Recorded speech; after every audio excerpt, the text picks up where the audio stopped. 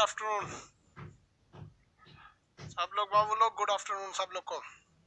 इससे पहले वाले क्लास में हम आपको सूरज के बारे में बता दिए थे, सोलर स्पॉट वगैरह सब बता दिए थे। आगे समझा देते हैं।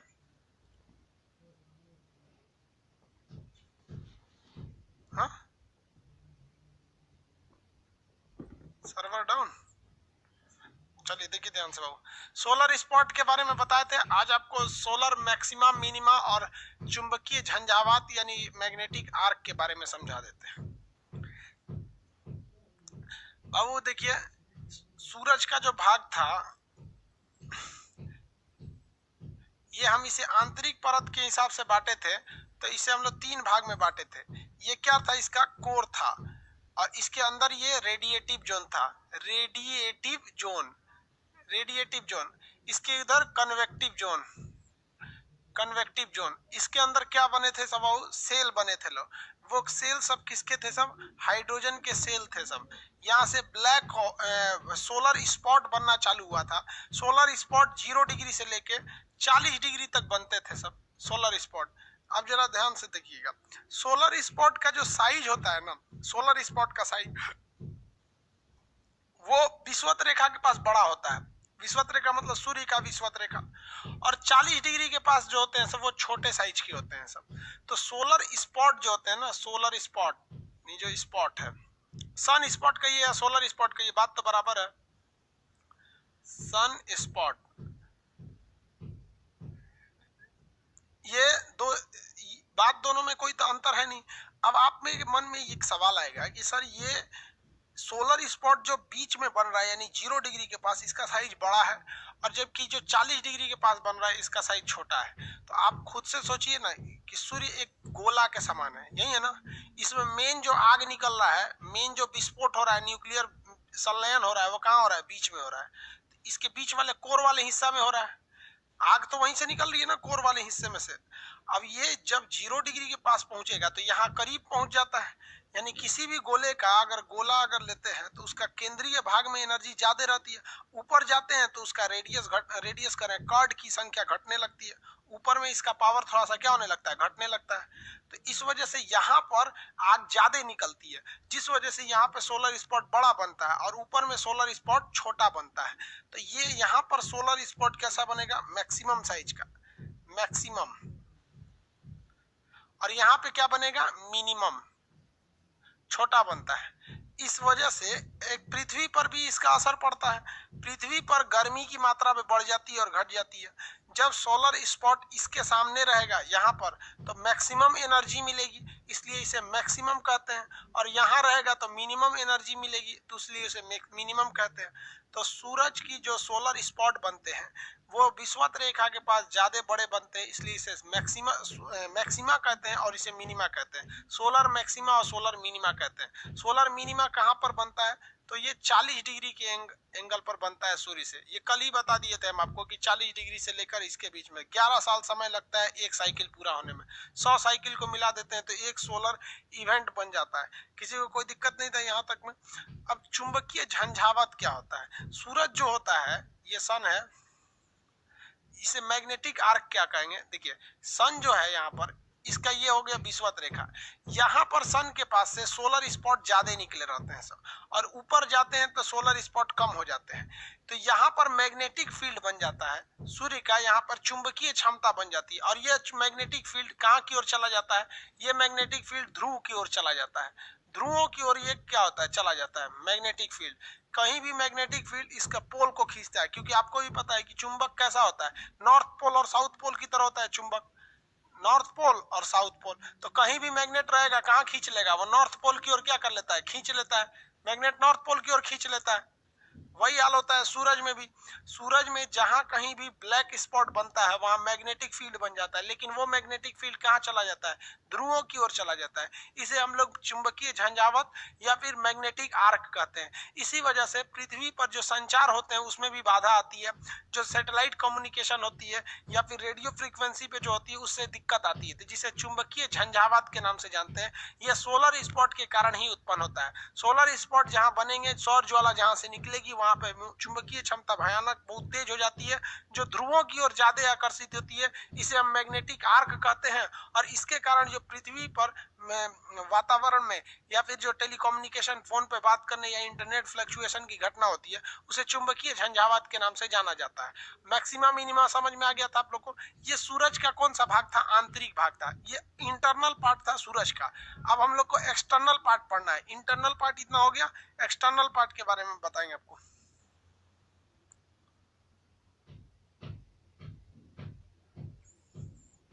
समझ में आ रहा है कि नहीं आ रहा? किसी को कोई दिक्कत नहीं है?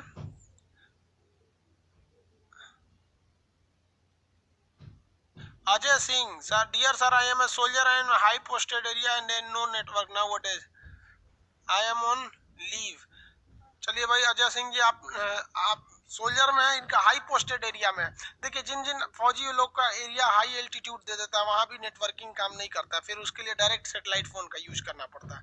अब सूर्य का अगला हिस्सा देखते हैं। देखिए सूर्य को तो हम लोग अंदर से पढ़ लिए।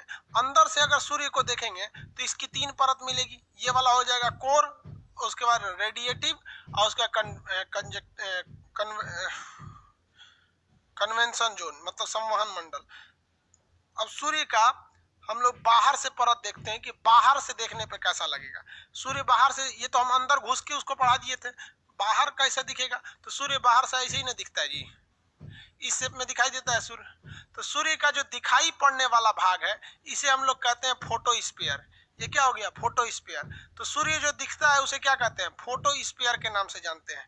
इस फोटोस्फीयर की जो बाहरी परत होती है, इस फोटोस्फीयर की ये बाहरी परत, इसे कहते हैं क्रोमोस्फीयर।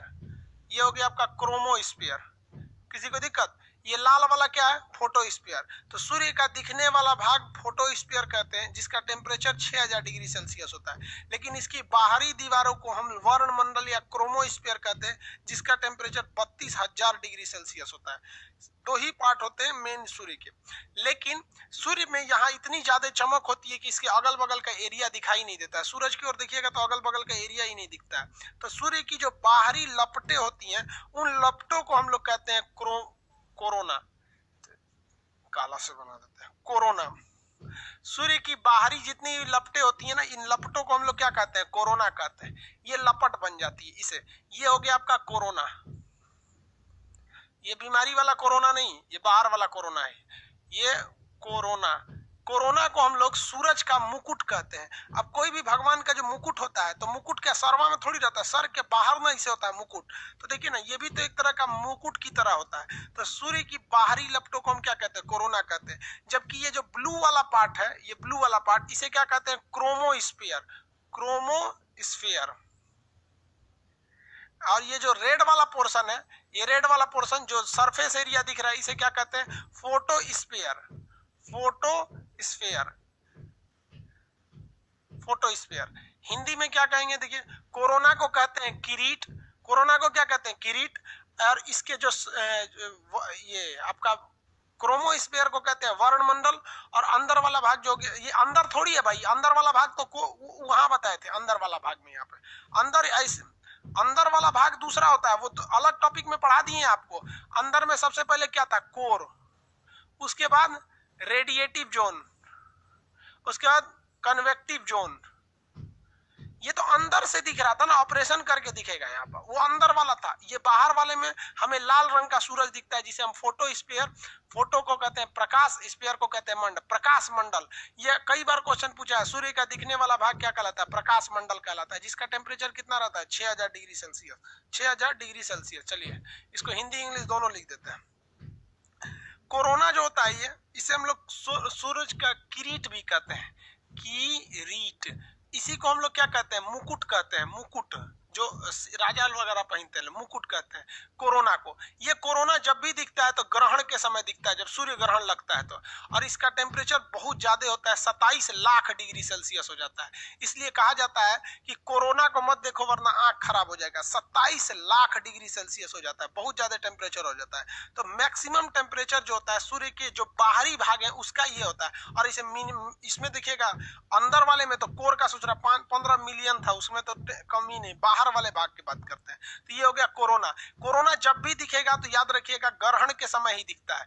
ग्रहण कैसे लगता है वो अलग टॉपिक है। ग्रहण के समय क्या होता है देखिए ध्यान से, जब कभी भी बाकी के पार्ट ढक लिए जाए, जैसे यहाँ देखिए आपके लिए हम ये वाला पार्ट ढक लिए हैं, सूर्य का हम प्रकाश मंडल ढक लिए हैं, अभी आपको क्या दिख रहा है, ध्यान दीजिए तो आपको क्या दिख रहा है, अभी केवल बाहरी लपटें दिखाई दे रही हैं। तो इन्हीं को हम लोग कहते हैं कोरोना या क्रीट। ग्रहण के समय यही मुख्य रूप से दिखाई देती है, इसको नहीं देखना चाहिए क्योंकि इसका टेम्परेचर 27 लाख डिग्री सेल्सियस होता है। समझ में आ गया कि नहीं आ गया, किसी को कोई दिक्कत नहीं। लाल वाला पोर्शन क्या चीज है, वो है प्रकाश मंडल। लाल वाला पोर्शन प्रकाश मंडल है। ये रेड वाला पोर्शन कौन सा है, प्रकाश मंडल है, यही दिखता है, इसे हम लोग प्रकाश मंडल के नाम से जानते हैं। प्रकाश मंडल हो गया, प्रकाश मंडल, फोटो स्फीयर यानी प्रकाश मंडल। अब ये इसका टेम्परेचर लगभग 32,000 डिग्री सेल्सियस होता है, इसका भी टेम्परेचर ज्यादा होता है। ये हो गया 32,000 नहीं होता है, इसका 6,000 डिग्री सेल्सियस होता है, 6,000 डिग्री सेल्सियस। और इसकी लपटें जो होती हैं यहाँ तक छोटी लपटें, इसे क्रोमोस्फीयर यानी वर्णमंडल कहते हैं, वर्णमंडल। इसका टेम्परेचर जो होता है ये 32,000 डिग्री होता है, 32,000 डिग्री। तो सबसे कम टेम्परेचर जो इसका दिखाई पड़ने वाला भाग है उससे सटा हुआ भाग क्रोमोस्फीयर, लपटों को क्या कोरोना हो गया। यहाँ पर 3 पार्ट होते हैं, तीनों पार्ट आराम से याद रखेंगे, बाहर से 3 पार्ट, अंदर से 3 पार्ट, 6 पार्ट हो गया सूरज का। अब सूरज में कौन कौन से तत्व पाए जाते हैं इसकी चर्चा कर लेते हैं। सूरज की तो बनावट हो गया, इसमें नाभिकीय संलयन होता है, हाइड्रोजन हीलियम में बदल जाता है, हो गया।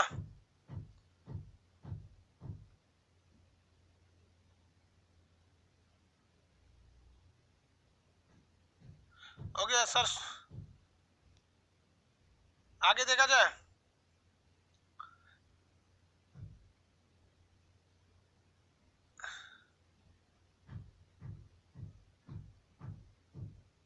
भाई आप त्रिपुरा से हैं, आपको हिंदी पढ़ने नहीं आता है, हिंदी पढ़ने नहीं आता है, हिंदी नहीं पढ़ने आता तो इंग्लिश देखिए लिखे हुए हैं यहाँ पर। त्रिपुरा वो वेस्ट साइड में, हिंदी नहीं आता है, देखिए इंग्लिश लिखे हुए हैं भाई। अब हिंदी पढ़ने भी नहीं आएगा तो उस तरह तो क्या करेंगे, तो फिर कंप्लीट इंग्लिश लिखेंगे तो यहाँ हिंदी वाले सबको बाउंस कर जाएगा, इसलिए दोनों लिख दिए यहाँ पर। अब इसके अंदर मटेरियल देखिए आप, इसके अंदर नाभिकीय संलयन, न्यूक्लियर फ्यूजन होता है, जैसे हाइड्रोजन बम में होता है, कोई एक चीज दूसरे चीज में बदल जाती है। तो इसमें नाभिकीय क्या होता है भैया, संलयन की क्रिया होती है। तो आपको बताएं संलयन और किस अवस्था में होता है, प्लाज्मा में। हाइड्रोजन जो होता है किस में बदलता है भैया, हीलियम में। हाइड्रोजन इसका बदल जाता है हीलियम में। इसके पास 75% हाइड्रोजन है, 75% हाइड्रोजन है, और बाकी बचा 25% में ना, तो 24% हीलियम है, 24% हीलियम है, और 1% बच गया ना। देखिए 1% में बाकी चीजें हैं, कार्बन है, आयरन है, ये सब चीजें बाकी चीजें, लेकिन मेनली 75% हाइड्रोजन और 24% हीलियम। अगर आप ऐसे 75 और 25 भी याद कर लेते तो भी कोई दिक्कत नहीं है। सन में सबसे ज्यादा मात्रा में हाइड्रोजन है 75%, उसके बाद हीलियम है 24%। हीलियम कितना परसेंट है, 24%, और हाइड्रोजन कितना परसेंट है, 75% हाइड्रोजन की मात्रा है। सन में हाइड्रोजन की मात्रा कितने परसेंट है, 75%। तो ये तो इसकी मात्रा हो गई। कल कोई लड़का भी पूछ रहे थे सर इनकी मात्रा बता दीजिए, आप ये समझ में आ गया। अब इसकी तुलना दे देता है कि आप सन से, पृथ्वी से इसकी क्या करेंगे, तुलना कीजिए। पृथ्वी से अब इनकी तुलना करके देख लेते हैं। तो पृथ्वी तो भाई साहब बहुत छोटी है ना, पृथ्वी इसमें बहुत छोटी है।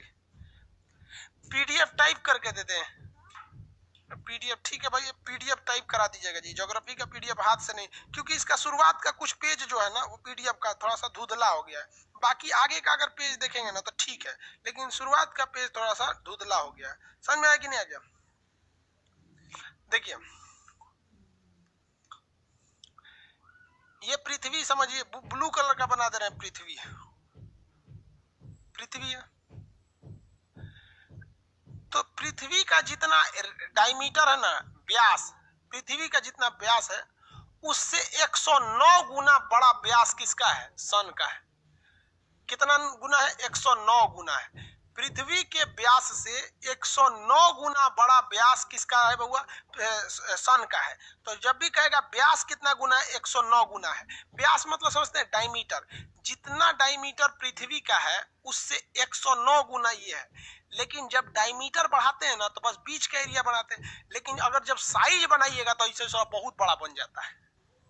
तो भले डायमीटर 109 गुना है, लेकिन पूरा ओवरऑल अगर इसका मास बनाइएगा तो 3 लाख 3,32,000 गुना है, 3,32,000 गुना, यानी डायमीटर तो 109 गुना है, डायमीटर 109 गुना है, लेकिन उसका पूरा वो बनाएंगे तो और ज्यादा बड़ा होगा। अब बहुत से लोगों को बाउंस कर गया होगा, तो देखिए भैया बाउंस क्या करा रहे हैं आप लोग। अगर हम कोई इतनी छोटी रस्सी ले लेते हैं और इससे एक गोला बनाते हैं तो ये गोला इतना बड़ा बन जाएगा। तो रस्सी लेते समय समझ में आया था कि इतना बड़ा एरिया कब्जा कर लेंगे, और वही इतनी बड़ी अगर रस्सी ले लें तो आपको पता है, आपको दिखने में ये रस्सी छोटी लगेगी, लेकिन इससे गोला बनाएंगे तो बोर्ड पे नहीं हटेगा। देखिए रस्सी लेते समय तो वो हमको लगा था कि इतने छोटा ना रस्सी है, बट देखिए तो इसका मास कवर करेंगे तो बोर्ड पे नहीं अट पाया। तो वही हाल होता है कि सूर्य का जो डायमीटर है वो 109 गुना बड़ा है, लेकिन मास तो सूर्य 3,32,000 गुना बड़ा हो जाता है। मास क्या हो जाता है? बड़ा हो जाता है। तो ये रटने वाली चीज है, इसमें कंसेप्ट तो लगा नहीं सकते। अगर हम कहते हैं आपको कि मेरा वेट 60 kg है, तो इसमें क्या कंसेप्ट लगाइएगा भैया? आप रट लीजिए 60 kg, 60 kg। हम कह देंगे मेरी हाइट 5 फीट 7 इंच है, तो आप चुपचाप रटिए 5 फीट 7 इंच है, मेरा हाइट है इतना, रटते रहिए 171 सेंटीमीटर। तो इसमें दिमाग नहीं ना लगा सकते, तो रटने वाली चीज है। तो जितना ज्यादा रटेंगे, क्योंकि हर जगह आप कंसेप्ट ने, इसमें क्या कंसेप्ट लगाओगे यार? समझ में आ रहा है ना? जो समझाने वाला चीज है वो समझा देते हैं, बाकी चीजें जहां आपको रटना पड़ेगा वहां तो आपको कोई उपाय ही नहीं है। चलिए यहां लिख दे, यहां लिख देते हैं। सूर्य का व्यास पृथ्वी से कितना गुना? 109 गुना है। द्रव्यमान यानी मास कितना गुना है? 3,32,000 गुना। अब इसके बाद क्या पूछता है? इसका गुरुत्वाकर्षण पूछ देगा। गुरुत्वाकर्षण, गुरुत्व पूछ देगा। गुरुत्वाकर्षण या गुरुत्व की बात करेंगे तो जितना बड़ा कोई चीज रहता है ना, उसका गुरुत्वाकर्षण उतना ही ज्यादा रहता है। तो गुरुत्वाकर्षण जो होता है ना, किसी भी चीज का, बड़े चीज का गुरुत्वाकर्षण क्या रहता है? बड़ा रहता है। अब जेन्युइन है भैया, सूरज जी को जो है ना पृथ्वी से क्या है? बहुत बड़ा है, तो इसका गुरुत्वाकर्षण भी क्या रहेगा? पृथ्वी से बहुत ज्यादा रहता है। तो गुरुत्वाकर्षण यानी खींचने की क्षमता, तो पृथ्वी से इसकी खींचने की क्षमता 28 गुना है। कितना गुना है? 28 गुना है। 28 गुना है। जितना तेज पृथ्वी खींचती है ना किसी चीज को, उससे ज्यादा तगड़ा खींच लेता है आपका कौन सा चीज? सूरज खींच लेता है। अगर डेंसिटी की बात करेंगे, घनत्व की, घनत्व मतलब क्या होता है? डेंसिटी, डेंसिटी, डेंसिटी पृथ्वी सूर्य की जो है ना वो 20 गुनी है। कितनी है? 20 गुनी है। 20 गुना। अब इसमें दो क्वेश्चन पूछता है, आप याद रखिए, हम दोनों लिख देते, जैसा जैसा पूछता है हम यहाँ बताते जाते हैं। 20 गुना। जो पृथ्वी है ना, पृथ्वी की जो डेंसिटी है, अर्थ की जो डेंसिटी है वो लगभग 5 है। तो इसका 20 गुना करिएगा तो सन का कितना आ जाएगा? 100 है। तो दोनों क्वेश्चन पूछता है कि सन का घनत्व है कितना? तो सन का घनत्व है 100 ग्राम पर सेंटीमीटर क्यूब, मतलब कितना घना है। जबकि पृथ्वी से तुलना करा के पूछता है तो 20 गुना होता है। ये पूछता नहीं है, यहाँ पे दो ही चीज पूछते हैं। यहाँ पर देखिएगा, ये एग्जाम में यही पूछता है, डेंसिटी नहीं पूछता है। डेंसिटी पूछेगा तो फिर सन अलग से भले इसका पूछ देगा। डेंसिटी मतलब क्या होता है? घनत्व, कितना ज्यादा घना है। तो सूर्य तो बहुत ज्यादा घना है, 20 गुना होता है। इस पे कितनी एनर्जी निकलती है? 10 के पावर 26 जूल। पूरी जगह पे 10 के पावर 26 जूल इससे क्या निकलती है? एनर्जी निकलती है। 10 के पावर 26 जूल एनर्जी प्रति सेकंड निकलती है। सूर्य से निकलने वाली ऊर्जा 10 के पावर 26 जूल एनर्जी पर सेकंड निकलती है। एनर्जी। रोटेशन इसका देखेंगे, रोटेशन, सूरज कैसे घूमता है? जैसे पृथ्वी घूमती है वैसे ही रोटेशन पूछता है इसका। तो इसका रोटेशन जो होता है पश्चिम से पूरब दिशा में होता है। सूर्य का रोटेशन पश्चिम से पूरब दिशा में। पश्चिम मतलब होता है वेस्ट, पूरब मतलब होता है ईस्ट। तो इसका डायरेक्शन जो होता है वेस्ट यानी पश्चिम, वेस्ट यानी पश्चिम से किस डायरेक्शन में घूमता है? ईस्ट यानी पूरब दिशा में, पूरब। अब आप बताओ भाई इसमें क्या कॉन्सेप्ट हम समझाएंगे आपको? ये याद रहेगा तो ठीक है, नहीं याद रहेगा तो गड़बड़ हो जाएगा। इसलिए आप ये वाली चीज तो कम से कम जरूर याद रखिएगा कि इसका व्यास यानी डायमीटर 109 गुना होता है, लेकिन ओवरऑल मास की बात करेंगे तो 3,32,000 गुना हो जाता है। खींचने की क्षमता 28 गुनी हो जाती है इसकी। डेंसिटी 20 गुना यानी 100 हो जाता है। मास कितना एनर्जी निकलता है? तो 10 के पावर 26 जूल पर सेकंड एनर्जी निकलता है। कैसे घूमता है? तो वेस्ट से ईस्ट घूमता है, पश्चिम से पूरब घूमता है। सूरज पश्चिम से कैसे घूमता है? पूरब घूमता है। यहाँ पे समझ में आ रहा है कि नहीं आ रहा है? किसी को कोई दिक्कत है? लेकिन यहाँ एक अजीब सा कॉन्सेप्ट है, उसे समझिएगा। सूरज क्या ठोस अवस्था में है। जिस तरह से हम पृथ्वी पे चलते हैं ऐसे सूरज पे चल पाएंगे। सपोज कि हम एक कोई कपड़ा पहन लिए और वो कपड़ा टेम्परेचर बर्दाश्त कर लेगा, सूरज का टेम्परेचर बर्दाश्त कर लेगा, तो हम सूरज पर अगर लैंडिंग कर दे तो उस पे चल पाएंगे? बताइए, सूरज पे चल पाएंगे कि नहीं?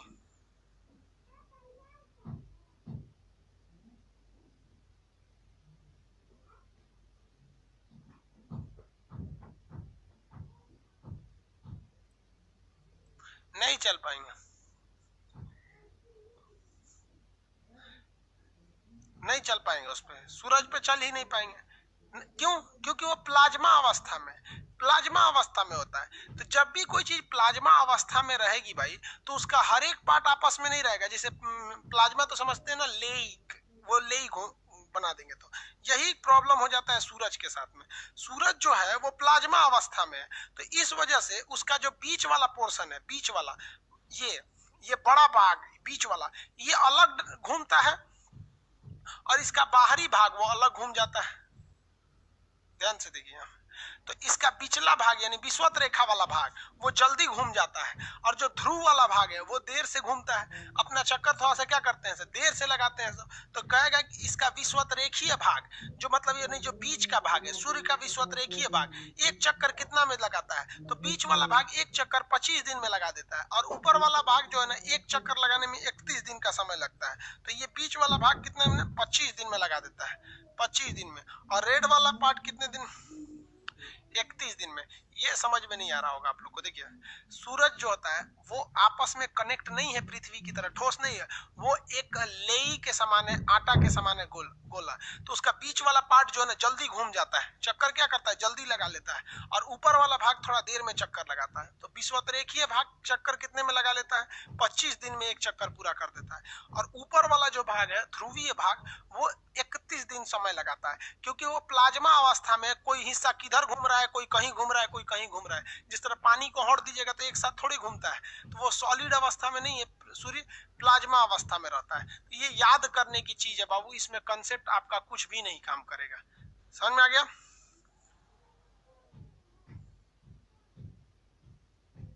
किसी को कोई दिक्कत है?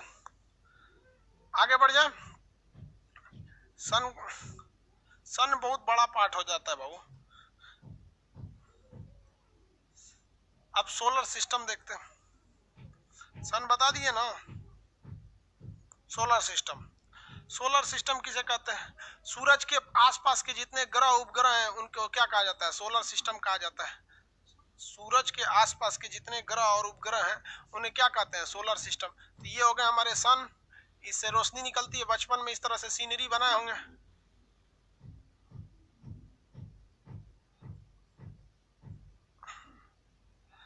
इस टाइप की सीनरी बनाए थे ना। ले क्या हो गया जी, ये क्या नीला रंग का कैसे आ गया? कुछ दबाए तो नीला हो गया। ये हो गया सूर्य। सूर्य के बारे में बता दिए। सूरज क्या है? एक तारा है। अब ग्रहों के बारे में कहते हैं, ग्रह किसे कहा जाता है? तो देखिए, ग्रह उसे कहते हैं जिसके पास अपना कोई हीट यानी अपनी कोई उष्मा और अपना कोई लाइट नहीं होता है। तो वैसा टेरेस्ट्रियल बॉडी, वैसा पिंड जिसके पास अपना ना कोई हीट है। देखिए, सूरज के लिए 3 चीजें। ये ग्रह की परिभाषा बता रहे हैं। ग्रह को इंग्लिश में क्या कहते हैं? प्लैनेट। प्लैनेट। इनके पास अपनी कोई हीट नहीं होती है, अपनी कोई लाइट नहीं होती है, दोनों नहीं होता है। तो भाई जिस मार्कर से हम लिख रहे हैं इसके पास भी कोई हीट नहीं है और ना इसके पास कोई लाइट है। तो मेरा मार्कर वो ग्रह हो गया। नहीं हो जाएगा? एक तो और कोई ना कोई परिभाषा रखिएगा ना जिसपे ये नहीं, तो यही ग्रह हो जाएगा। कि देखो भाई, ये जो थरिया कटोरा है, इसके पास भी ना अपना लाइट है ना अपना कोई प्रकृति हीट है इसके पास। तो ना ये हीट दे रहा है ना ये लाइट दे रहा है, तो इसको भी ग्रह मान दे। थरिया कटोरा सब ग्रह हो जाए, ऐसा नहीं है भाई। देखिए, और दूसरा क्या है कि ये किसी न किसी तारा का चक्कर लगाएगा। तारा का क्या करेगा? चक्कर लगाएगा। सूरज भी क्या है? एक तारा है। सूरज क्या है? एक तारा है, हमारा सबसे निकटतम तारा है। तो ये चक्कर लगाएंगे। तो मेरा मार्कर ग्रह है, देखिए पहला दूसरा से तो लग रहा था ग्रह है, क्योंकि हीट भी नहीं है, लाइट भी नहीं है, लेकिन ये किसी तारे का चक्कर नहीं लगाता, चुपचाप छोड़ दीजिए, चक्कर नहीं लगा रहा। तो वैसे आकाशीय पिंड जो 3 नियमों का पालन करते हैं, हम उसे ग्रह बोल सकते हैं, जिनके पास अपना हाइट, अपना क्या हो, हीट हो, अपना हीट हो, न लाइट हो, न तारे और तारे का क्या करे, चक्कर लगाए। यहाँ तारा से मतलब किस चीज से, सन से। तारा ब्रैकेट में क्या लिख देते हैं, सूर्य लिख दे। एक और शर्त है, का चक्कर लगा रहा, चक्कर लगा रहा, क्या चक्कर लगा। दूसरा शर्त, आकार में बड़ा हो। आकार क्या होना चाहिए, बड़ा होना चाहिए। बड़ा किससे बड़ा होना चाहिए ये आगे बताएंगे। एक होता, जैसे हम कहते हैं बड़ा होना चाहिए, तो भाई कितना बड़ा होना चाहिए। अगर मान लीजिए हमसे कहिएगा हम बड़े हैं, लेकिन हमारे बगल में खली को लग दीजिए तो छोटे हो जाएंगे हम। तो आकार भी क्या होना चाहिए, बड़ा होना चाहिए। एक दूसरे में किसी के पाथ यानी ऑर्बिट को काटना नहीं चाहिए। ऑर्बिट मतलब समझते हैं, अरे ऑर्बिट, ऑर्बिट हिंदी में कहते हैं कक्षा। किसी दूसरे की कक्षा को न काटे, मतलब ये नहीं कि जिस रास्ते पे कोई दूसरा घूम रहा है उसी में वो भी घूमने लगे, कटा जाएगा। तो ये बेसिकली ये 3 चीजें हैं। प्लूटो को क्यों निकाल दिया गया, साइज में छोटा था, आकार बड़ा होना चाहिए, और दूसरे की कक्षा को, नेपच्यून की कक्षा को काट दे रहा था, भगा दिया गया, भाग तुम ग्रह नहीं है। तो अभी भी वही है, आगे समझाएंगे ग्रह नहीं है तो गया कहाँ पे। तो ये कई नियम है, लेकिन आपको यही जरूरी है, हीट नहीं है, लाइट नहीं है। अब वो हीट और लाइट के लिए किस पर डिपेंडेंट है, तारा पर। अब आप बताइए ना, वो तारवा का चक्कर क्यों लगा रहा है, क्योंकि तारा उसी के कहते हैं जिसके पास अपनी हीट होती है और अपना लाइट होता है। अब ये चक्कर इसीलिए लगा रहा है उस तारे का, ताकि उसको हीट और लाइट मिल जाए। आप किसी का चक्कर क्यों लगाते हैं, कुछ ना कुछ जरूरत रहता है, तभी ना किसी का पीछा करते हैं, चक्कर लगाते हैं। तो वही काम करता है ग्रह। तो ग्रहों की संख्या पहले 9 थी, अभी ग्रहों की संख्या 8 हो गई है। प्लूटो को निकाल दिया गया क्योंकि छोटे थे। तो कई ग्रह हैं जो इलिप्टिकल पाथ पर घूमते हैं। तो हम यहाँ ग्रहों को बताना चालू करते हैं। सबसे पहला जो प्लेनेट आता है उसे हम लोग कहते हैं बुध। सबसे पहला जो आता है उसे क्या कहते हैं, बुध। बुध को क्या कहा जाता है, मरकरी। उसके बाद आता है वीनस। मरकरी के बाद क्या आता है, वीनस। वीनस के बाद क्या आता है, अर्थ। अर्थ के बाद आपका आता है मार्स। अर्थ के बाद मार्स आता है। क्या आते हैं सब, मार्स आते हैं। किसी को कोई दिक्कत नहीं है। Mercury, Venus, Earth, Mars. Mercury, Venus, अर्थ और मार्स, ये प्लेनेट आते हैं सर। सबसे करीब में कौन है, मरकरी है। सबसे करीब में मरकरी यानी बुध है। उसके बाद कौन सा भैया, वीनस है। मरकरी के बाद वीनस है। वीनस के बाद हमारा नीला ग्रह का नाम है पृथ्वी है। और पृथ्वी के बाद भैया मंगल है। मंगल को क्या कहते हैं, लाल ग्रह कहते हैं। मंगल को लाल ग्रह कहते हैं। इसके बाद ना बहुत सारे टुकड़े फीके हैं सब। जो ब्लास्ट हुआ था, ये सौर, ये तो बिग बैंग का सिद्धांत यहाँ थोड़ी लगेगा। यहाँ तो द्वि तारा का सिद्धांत लगेगा। दो तारा में से एगो ब्लैक होल बन गया था, एगो ब्लास्ट कर गया था, सूरज वहां था। तो जो ब्लास्ट किया था तो उसके कई टुकड़े यहाँ पर हैं। इन टुकड़ों को हम लोग क्षुद्र ग्रह कहते हैं, एस्टेरॉइड। इन टुकड़ों को क्या कहते हैं, एस्टेरॉइड, क्षुद्र ग्रह। क्या कहेंगे, क्षुद्र ग्रह।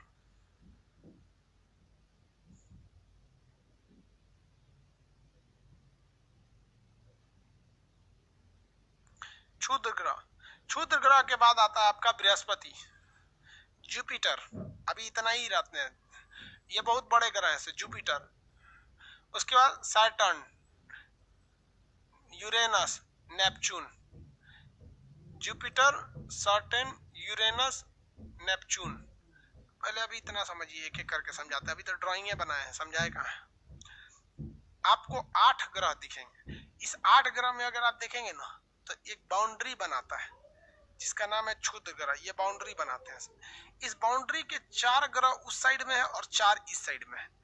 तो इधर वाले 4 ग्रह और इधर वाले 4 ग्रह, 4-4 का ग्रुप है। इन्हें कहा जाता है आउटर प्लेनेट, बाह्य ग्रह, क्योंकि ये इस क्षुद्र ग्रह की पेटी के उस साइड है। और जो इधर आते हैं इन्हें कहते हैं आंतरिक ग्रह, क्योंकि ये क्षुद्र ग्रह के इस साइड है। तो टोटल ग्रहों को कितनी कैटेगरी में बांटते हैं, 2 ग्रह, 2 कैटेगरी। इनर प्लेनेट, उस प्लेनेट को कहते हैं जो एस्टेरॉइड बेल्ट यानी क्षुद्र ग्रह के पहले है। इनमें मरकरी, वीनस, अर्थ, मार्स आते हैं। अर्थ और मार्स आते हैं। और बाह्य ग्रह में जुपिटर, सैटर्न, यूरेनस, नेपच्यून ये आते हैं। हिंदी में भी बताएंगे, अभी यहाँ समझिए। ग्रहों को कितनी कैटेगरी में बांटे, 2 कैटेगरी में। आंतरिक ग्रहों की संख्या भी 4 है और बाह्य ग्रहों की संख्या भी 4 है। आंतरिक ग्रहों में एक खासियत है कि इनका साइज छोटा होता है। इनका साइज कैसा होता है? छोटा होता है। और बाह्य ग्रहों की खासियत क्या है? इनका साइज बहुत बड़ा होता है। इनका ग्रह बहुत है। सबसे बड़ा का जुपिटर है, सैटर्न है, यूरेनस है, नेपच्यून है। चारों लाइन से बड़े हैं, 1 2 3 4 सब लाइनें से बड़े हैं। उसके बाद इन 100 का नंबर आता है। समझ में आ गया? आंतरिक ग्रह का साइज छोटा होता है और बाह्य ग्रह का साइज बड़ा होता है। इनके पास सैटेलाइट बहुत कम होते हैं और इनके पास सैटेलाइट बहुत ज्यादा होते हैं। पहला अंतर समझ में आ रहा है? यहाँ पे धीरे धीरे अंतर समझिए। अब इसको हिंदी में याद करिए। इंग्लिश वाले कैसे याद रखते हैं? सीबीएसई बोर्ड वाला देखिए, सीबीएसई बोर्ड वालों के लिए एक ट्रिक है। ट्रिक क्या है यहाँ हम बता देते हैं। ट्रिक देखिए, माई वेरी एजुकेटेड मदर, हो गया, माई very educated mother just seen us 9 planet. पहले प्लेनेट कितने थे? 9 प्लेनेट थे। तो याद रखिए एम से क्या होगा? Mercury, Venus, Earth, Mars, Jupiter, Saturn, Uranus, Neptune. हम लोग जब पढ़े थे, हम लोग जब छोटे थे तो उस समय प्लूटो को भी ग्रह कहते थे। तो प्लेनेट से याद रखे थे प्लूटो। हम लोग यहाँ पी लिखते थे, पी फॉर प्लूटो। लेकिन अब हम लोग जब जवान थे लोग ना, तो उस समय जो प्लूटो था वो ग्रह था। अभी हम लोग बुढ़ा गए लोग, वो चल गया बेचारा प्लूटो।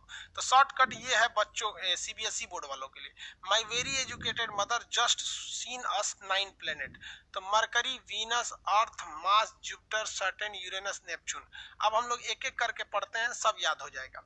सबसे पहला ग्रह जो आता है बुध आता है। क्या कौन सा ग्रह आता है? बुध ग्रह। बुध ग्रह सबसे नियरेस्ट प्लेनेट है। सबसे नियरेस्ट प्लेनेट का नाम क्या? बुध ग्रह है। सबसे निकटतम तारा है और ग्रह है, और सबसे छोटा भी है। सबसे क्या है? छोटा है। सबसे छोटा ग्रह यही है। आप में से कितने लोग बता सकते हैं कि सबसे जल्दी सूरज का चक्कर कौन लगाएगा? इन सब में से सूरज का चक्कर सबसे जल्दी कौन लगाएगा?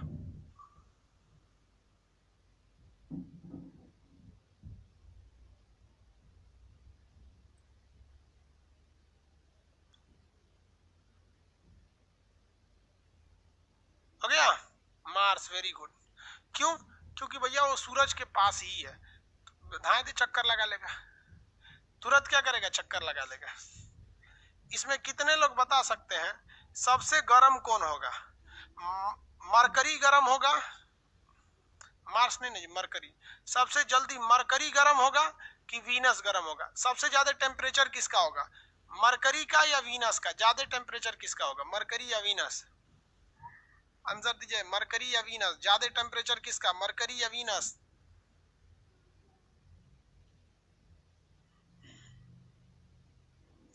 टेम्परेचर ज्यादा किसका होगा? देखिए, ज्यादा टेम्परेचर जो है वो वीनस का है, मरकरी का नहीं है। आगे इसका रीजन बताएंगे क्यों। अब पहले हम लोग मरकरी के बारे में समझते हैं। मरकरी जो ग्रह है, ये मरकरी यानी वीनस, सॉरी मरकरी यानी हिंदी में बुध ग्रह। बुध ग्रह सबसे क्षुद्रतम यानी छोटा है, तीव्रतम यानी सबसे तेज घूम के चक्कर लगाता है, निकटतम यानी सबसे करीब है। तो क्वेश्चन आएगा सब निकटतम, क्षुद्रतम, तीव्रतम। निकटतम, क्षुद्रतम, तीव्रतम किसे कहते हैं? तो वो बुध को कहते हैं, यानी मरकरी को कहा जाता है। ये सबसे छोटा ग्रह है। कैसा है? सबसे छोटा। इसके बाहर चारों ओर हवा नहीं पाया जाता है। हवा मिलने से जिंदगी नहीं हो जाती है, उस हवा में ऑक्सीजन रहना चाहिए। जैसे आपके आगे धुआं कर देंगे, लकड़ी उकड़ी जला देंगे, आप उसमें सांस ले पाएंगे? नहीं, क्योंकि उसमें कार्बन मोनोऑक्साइड गैस है, कार्बन डाइऑक्साइड गैस है, मीथेन गैस है, लेकिन ऑक्सीजन नहीं है। तो वायुमंडल कहने का सेंस, एटमॉस्फेयर कहने का सेंस हवा रहना चाहिए, कुछ भी रहे। जैसे हमारी वायुमंडल में कौन मारा ऑक्सीजन ज्यादा है? 21% है, बाकी तो नाइट्रोजन भरा हुआ है। तो हमको बाकी हवा आए कोई दिक्कत नहीं है, लेकिन ऑक्सीजन भी आना चाहिए।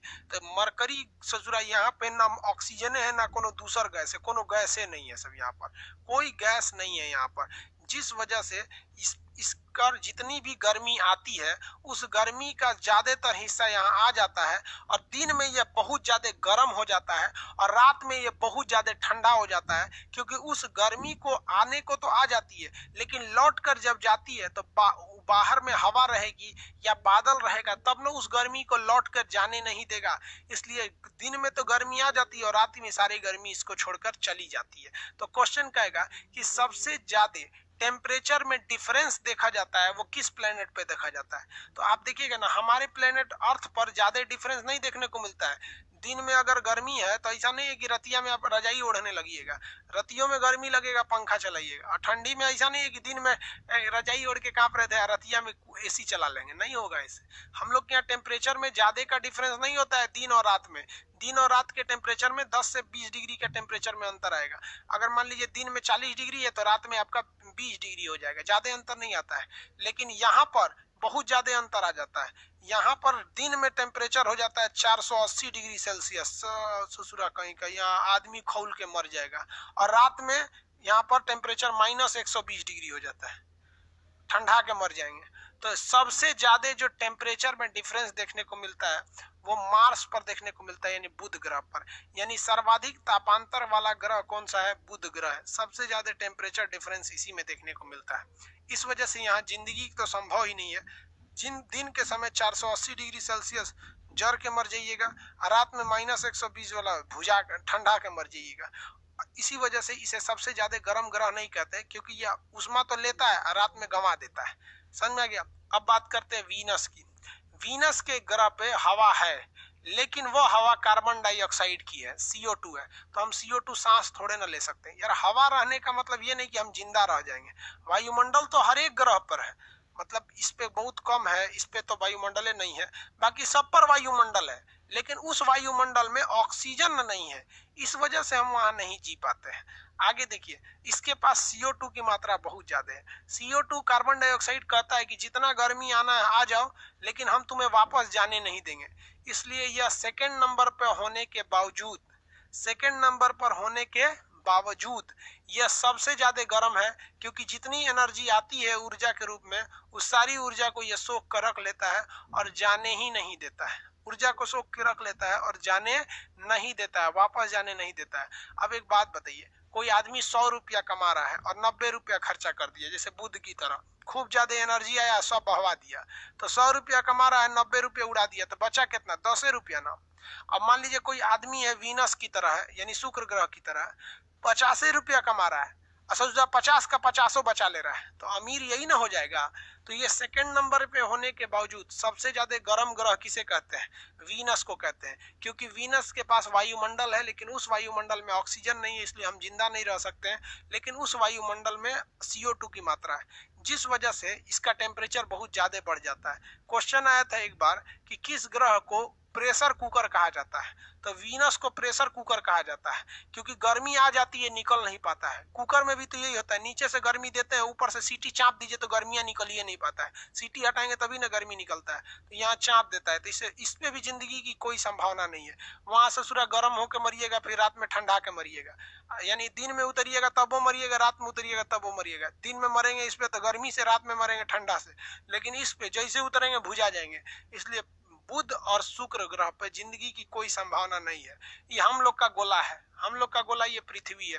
अब पृथ्वी के बगल में कौन सा ग्रह है? मंगल है। पृथ्वी के बगल में मंगल है। तो आपको 4 ग्रह याद होंगे। आंतरिक ग्रह पहले बताइए, आंतरिक ग्रहों की संख्या 4। आंतरिक ग्रह की संख्या 4 कौन कौन? बुध शुक्र पृथ्वी मंगल, बुध शुक्र पृथ्वी मंगल। 4 ग्रह बताइए आंतरिक ग्रह, बुध शुक्र पृथ्वी मंगल। और 4 बाह्य ग्रह बताइए, बृहस्पति शनि अरुण वरुण, बृहस्पति शनि अरुण वरुण, बृहस्पति शनि अरुण वरुण, याद रहेगा। बृहस्पति शनि अरुण वरुण। सबसे बड़ा इधर वाले बड़े होते हैं, इधर वाले छोटे होते हैं। इनके पास उपग्रह ज्यादा होता है, इनके पास उपग्रह कम होता है। किसी को कोई दिक्कत नहीं है। ग्रहों की संख्या वर्तमान में कितनी है? 8 ग्रहों की संख्या 8। सबसे गर्म ग्रह किसे कहा जाता है? सबसे ज्यादा गर्म ग्रह किसे कहते हैं? शुक्र ग्रह को कहा जाता है। प्रेशर कुकर वाला ग्रह शुक्र ग्रह को कहा जाता है। अब बताइए, कोई भी चीज गर्म रहेगा तो चमकेगा कि नहीं चमकेगा? तो सबसे ज्यादा कौन चमकता है इसमें? शुक्र ग्रह चमकता है। तो शुक्र ग्रह क्या होता है? सबसे चमकीला ग्रह शुक्र ग्रह को कहा जाता है। शुक्र ग्रह को क्या कहते हैं? चमकीला ग्रह कहा जाता है। इसीलिए इसे पूरे सौर मंडल में सबसे सुंदर ग्रह माना गया है। पूरे सौर मंडल की इसे परी कहा जाता है, सौर मंडल की रानी कहा जाता है। तो सौर मंडल का परी शुक्र ग्रह, सौर मंडल की रानी शुक्र ग्रह, सबसे चमकीला ग्रह शुक्र ग्रह, सबसे सुंदर ग्रह शुक्र ग्रह, सबसे गर्म ग्रह शुक्र ग्रह, पृथ्वी के जैसे ही दिखने वाली शुक्र ग्रह। इसलिए पृथ्वी की जुड़वा बहन शुक्र ग्रह, पृथ्वी की जुड़िया नानी शुक्र ग्रह, पृथ्वी का सहोदर शुक्र ग्रह, पृथ्वी का तारा शुक्र ग्रह, भोर का तारा शुक्र ग्रह क्योंकि चमकता है भोर में, सांझ का तारा शुक्र ग्रह। कुछ पूछे शुक्र ग्रह, सब कुछ पूछेगा शुक्र ग्रह। पूछ देगा कि रात की रानी तो मार देगा शुक्र ग्रह, गलत हो जाएगा। रात की रानी चंद्रमा है। बाकी कुछ पूछे शुक्र ग्रह को लटका देना। सिंपल है, धीरे धीरे इसको आगे बढ़ेंगे लोग। यहाँ पे इसको पढ़ने में यहाँ से यहाँ तक 3 दिन लग जाएगा। अभी धीरे धीरे चल रहे हैं, यहाँ चलेंगे फिर वापस आएंगे, इसमें कुछ कुछ बताएंगे, फिर वापस आएंगे कुछ कुछ बताएंगे, ताकि याद रहेगा। तो दिमाग में एगो चीज तो बैठ गया, जब कुछ दिमाग काम ना करे तो शुक्र ग्रह मार दीजिएगा। जैसे पूछेगा आपका जन्म कहाँ हुआ, अगर नहीं पता है तो कहाँ मार दीजिएगा? शुक्र ग्रह, शुक्र ग्रह मार देगा सर। देखिए ज्योतिष के हिसाब से कहा गया है, जिस लड़के का दाहिना हाथ, देखिए ध्यान से, यहाँ देखो भाई, यहाँ ध्यान दीजिए, जिस लड़के का दाहिना हाथ, यहाँ पर दाहिना हाथ की ये हथेली, ये अंगूठा जहाँ जुड़ा रहता है ना, ये अंगूठा, तो अंगूठा देखिए यहाँ पे मेरा सपाट दिख रहा है, यहाँ प्लेन दिख रहा होगा, अंगूठा एकदम प्लेन दिख रहा है। ये वाला पोर्शन देखिए ध्यान से, ये वाला पोर्शन, ये अंगूठा का ये हथेली जो यहाँ से जुड़ा रहता है, ये मेरा एकदम प्लेन दिख रहा है, बराबर, एकदम एकदम बराबर।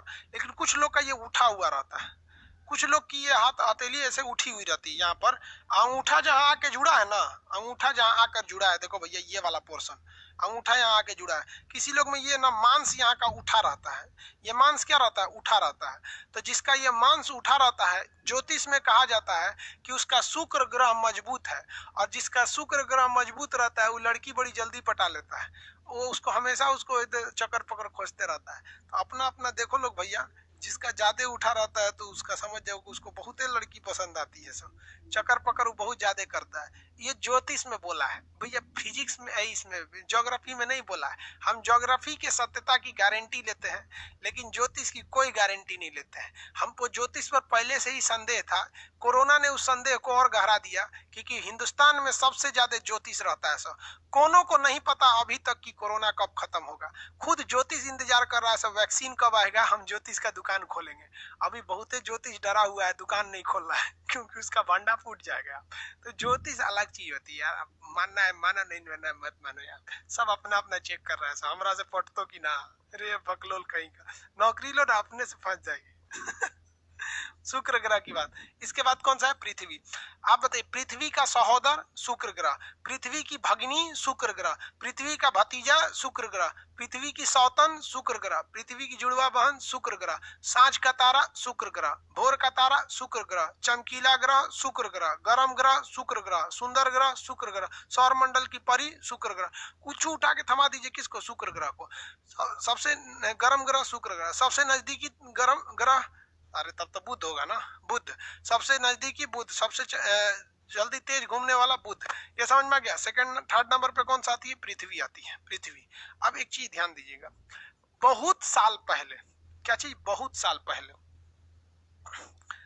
इस बुध ग्रह का एक उपग्रह था, शुक्र ग्रह का भी उपग्रह था। अब ये उपग्रह क्या होते हैं, क्या होते हैं उपग्रह। उपग्रह उसे कहते हैं जो किसी ग्रह का चक्कर लगाता है, ग्रह उसे कहते हैं जो सूर्य का चक्कर लगाए, लेकिन उपग्रह उसे कहते हैं जो किसी ग्रह के चारों ओर घूमने लगता है।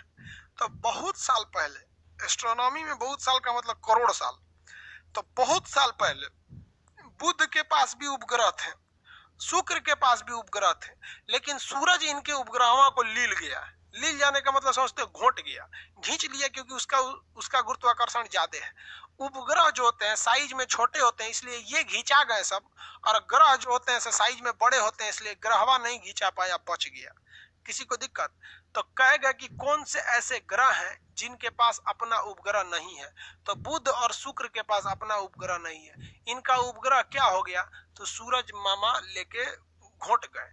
पृथ्वी का उपग्रह है चंद्रमा, क्योंकि चंद्रमा जो है थोड़ा सा बड़ा भी है और थोड़ा दूरी पर भी है, ये थोड़ा सा ज्यादा दूरी पे है, इसलिए ये उसको खींच नहीं पाया है। नहीं तो चंद्रमा को भी खींच लेता ना, तो रात में तो फुल टू क्या हो जाता, अंधेरा, और तब बहुत चीजें नहीं होती। लड़का कहता है कि चांद सी दुल्हन लाएंगे, लड़की सबको देखती है चलनी में, पति का चेहरा देखती है सब, पत्नी जो होती है करवा चौथ में पति का चेहरा देखती है, और गर्लफ्रेंड जो होती है वो छन्नी में देखती है पत्नी जो है वो उसमें देखती है, चलनी में देखती है। समझ में आ गया नहीं? तो सब चांद खत्म हो गया रहता, बवाले खत्म हो गया रहता। समझ में आ गया कि नहीं गया? और आपको पता है हिंदू धर्म का जो कैलेंडर है वो चंद्रमा पर आधारित है, मुस्लिम धर्म का जो कैलेंडर है वो चंद्रमा पर आधारित है। जो जो कैलेंडर चंद्रमा पर आधारित रहते हैं उन कैलेंडरों से उनका जो त्योहार होता है वो त्योहार आगे पीछे घसक जाता है।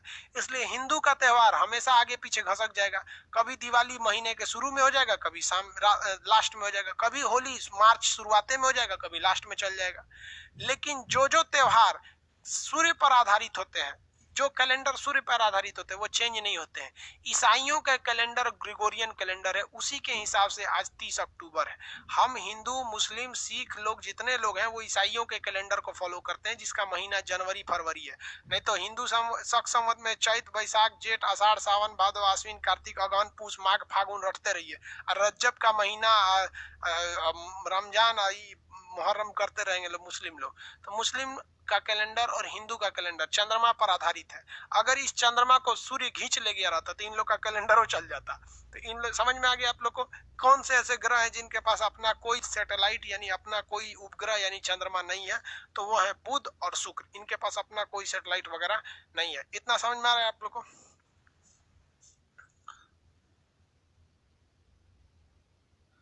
चलिए अब क्या कह रहे भाई, सोलर सिस्टम में रात दिन होता है? अरे बकलोलवा, सोलर सिस्टम में पूरा हैकरा में पूछ रहा है रात दिन होता है। हमको दुनिया से क्या मतलब, हम पृथ्वी पे बताएंगे ना रात दिन होता है, हर ग्रह पे रात दिन होता है, यहाँ भी होता है, यहाँ भी होता है, यहाँ पूरे सोलर सिस्टम पे रात दिन होता है। लेकिन दूसरे गोला पे कोई रहता नहीं है। आज के लिए इतना ही रहने देते हैं, नेक्स्ट क्लास में समझाएंगे, जब तक आप लोग इसको अच्छे से रिवाइज करते रहेंगे। ठीक है, बाकी क्लास में अब आपको ग्रहों के बारे में बताएंगे। जब ग्रह कंप्लीट हो जाएंगे तो फिर हम पृथ्वी पे उतर जाएंगे, चंद्रमा पढ़ा के पृथ्वी पे उतर जाएंगे, उसके बाद पृथ्वी को पढ़ना चालू कर देंगे। आज के लिए इतना ही, मिलेंगे नेक्स्ट क्लास में। जय हिंद।